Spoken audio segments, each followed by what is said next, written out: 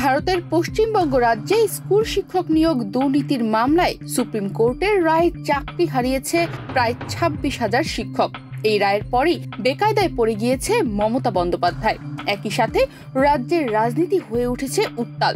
রাজ্য জুড়ে চলছে প্রতিবাদ ও বিক্ষোভ। বিরোধী দলগুলো পশ্চিমবঙ্গের মুখ্যমন্ত্রী মমতা বন্দ্যোপাধ্যায়ের সরকারের বিরুদ্ধে তীব্র অভিযোগ তুলেছে, যার মূল কেন্দ্রে রয়েছে শাসক দলের নেতৃত্বে ঘটে যাওয়া দুর্নীতি।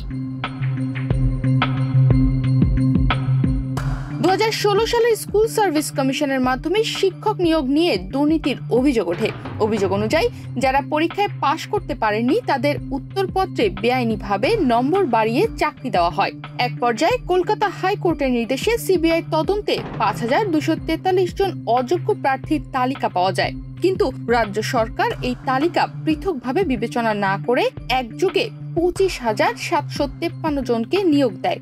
এই নিয়ে দীর্ঘদিন ধরে আইনি লড়াইয়ের পর সুপ্রিম কোর্ট নিয়োগ বাতিল করে দেয় এবং পুনরায় সিবিআই তদন্তের নির্দেশ দেয়। রায় বলা হয়, যোগ্য ও অযোগ্যদের একত্রে নিয়োগ করা বেআইনি। সুপ্রিম কোর্টের রায়ের পর মুখ্যমন্ত্রী মমতা বন্দ্যোপাধ্যায় রাজ্য সরকারের শীর্ষ কর্মকর্তাদের নিয়ে জরুরি বৈঠক করেন। পরে সাংবাদিকদের সামনে তিনি বলেন, আমি বিশ্বাস করি এটা বিজেপি করিয়েছে, সিপিএম করিয়েছে।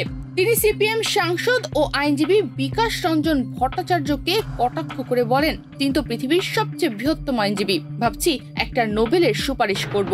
একই সাথে বিরোধী দলীয় নেতা শুভেন্দু অধিকারী সরাসরি মমতা বন্দ্যোপাধ্যায়ের গ্রেফতারের দাবি জানান। রাজনৈতিক বিশ্লেষকদের মতে ত্রিপুরায় যেমন নিয়োগ দুর্নীতির পরে বাম সরকারের পতনের মুখে পড়েছিল, তেমনি পশ্চিমবঙ্গেও এই ঘটনা ভবিষ্যতে শাসক দলের জন্য বড় রাজনৈতিক ধাক্কা হতে পারে।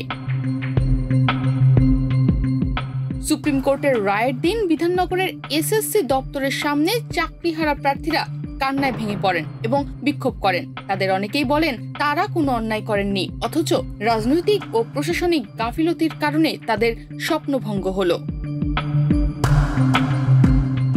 তনিমা রহমান, বাংলাদেশ প্রতিদিন।